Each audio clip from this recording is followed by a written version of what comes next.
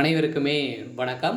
சற்று முன் கிடைத்திருக்கக்கூடிய ஒரு மிக மிக முக்கியமான செய்தி ஒன்று வெளியாகியுள்ளது. சற்று முன் உதயநிதி முதல்வர் கிடையாது, காங்கிரஸ் முக்கிய முடிவு.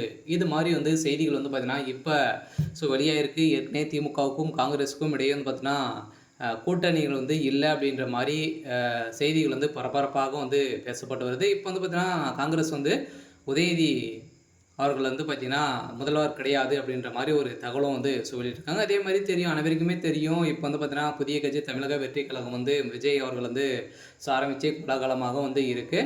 எதிர்பாராத அளவிற்கு பார்த்தீங்கன்னா விஜய் அவர்களுக்கு நிறைய சப்போர்ட்டுகள் இருக்குது. இந்த சப்போர்ட்டின் அடிப்படையில் தான் காங்கிரஸ் அதிரடியாக பார்த்தீங்கன்னா கட்சி மாற்றங்கள் இப்போ கூட்டணி பார்த்தீங்கன்னா மாற்ற போகிறாங்க. சில தமிழக வெற்றி கழகத்தில் தான் பார்த்தீங்கன்னா காங்கிரஸ் கூட்டணி வைக்கலாம் அப்படின்ற மாதிரி பார்த்தீங்கன்னா ஒரு பேச்சுவார்த்தை தகவல் வெளியாகிறது. இது முக்கிய முடிவாகவும் பார்த்தீங்கன்னா காங்கிரஸ் எடுத்திருக்காங்க. அந்த நிலையில் தான் இப்போ திமுகவுக்கு ஆதரவு காங்கிரஸ் கிடையாது அப்படின்றத இப்போ முடிவுகள் எடுத்திருக்காங்க. அதே மாதிரி திமுக முக்கிய கட்சிகளும் பார்த்தீங்கன்னா இப்போ வெளியேற்றம் செஞ்சுட்டு இருக்காங்க. இதன் அடிப்படையில் இப்போ அதிரடியாக உதயநிதி ஸ்டாலின் வருகின்ற சட்டமன்ற தேர்தலில் முதல்வராக இருக்க போகிறாரு அப்படின்றது தெரியும். திமுகவும் ஒரு முக்கிய முடிவும் எடுத்திருக்காங்க. இந்த முடிவின் அடிப்படையில் தான் காங்கிரஸுக்கு இந்த செய்தி போக.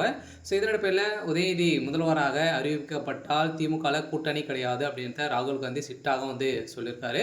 இதை பற்றி இந்த வீடியோவில் நம்ம முழுமையாக பார்க்கலாம். அதுக்கு முன்னாடி நம்ம சேனலுக்கு இப்போ தான் நீங்கள் முதல் முறையாக வந்திருக்கீங்க அப்படின்னா மறக்காமல் நம்மளுடைய சேனலை சப்ஸ்கிரைப் பண்ணி சப்போர்ட் பண்ணுங்கள்.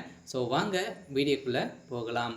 பார்த்தீங்கன்னா உதயநிதி ஸ்டாலின் அவர்கள் அனைவருக்குமே தெரியல, திமுக பார்த்தீங்கன்னா ஒரு முக்கிய பொறுப்பில் இருந்து இப்போ துணை முதல்வராக இருக்கார்.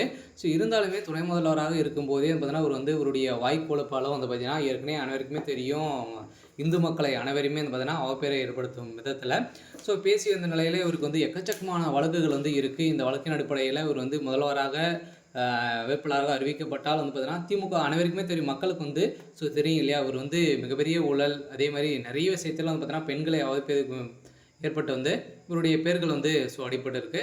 இதன் அடிப்படையில் தான் அண்ணா பல்கலைக்கழகத்தில் நடந்த பாலியல் தொந்தரின் அடிப்படையில் அவருடைய பேர், அவருடைய நண்பர்கள் அனைவருடைய பேரும் அடிபட்டு இப்போ பார்த்தீங்கன்னா அதிரடியாக உதயநிதி ஸ்டாலின் முதல்வராக நிற்பது ஒரு மிகப்பெரிய கேள்விக்குறியாகவே இருக்குது. இதன் அடிப்படையில் அதேமாதிரி ஒரு முதல்வராக வந்துட்டா அப்படின்னா அவருடைய அட்டகாசம் தாங்க முடியாது அப்படின்ற ஒரே நோக்கம் தான் இப்போ பார்த்தீங்கன்னா காங்கிரஸ் ஒரு முக்கிய முடிவு எடுத்திருக்காங்க. எந்த முடிவின் அடிப்படையில் உதயநிதி ஸ்டாலின் அவர்கள் பார்த்தீங்கன்னா முதல்வர் கிடையாது அப்படின்றத சிட்டாக சொல்லியிருக்காங்க. இதன் அடிப்படையில் தான் பார்த்தீங்கன்னா திமுக ஒரு மிகப்பெரிய கேள்விக்குறியாக தள்ளப்பட்டிருக்கு. இருந்தாலுமே என்ன நடக்க போகுது அப்படின்றத வெயிட் பண்ணி பார்க்கலாம்.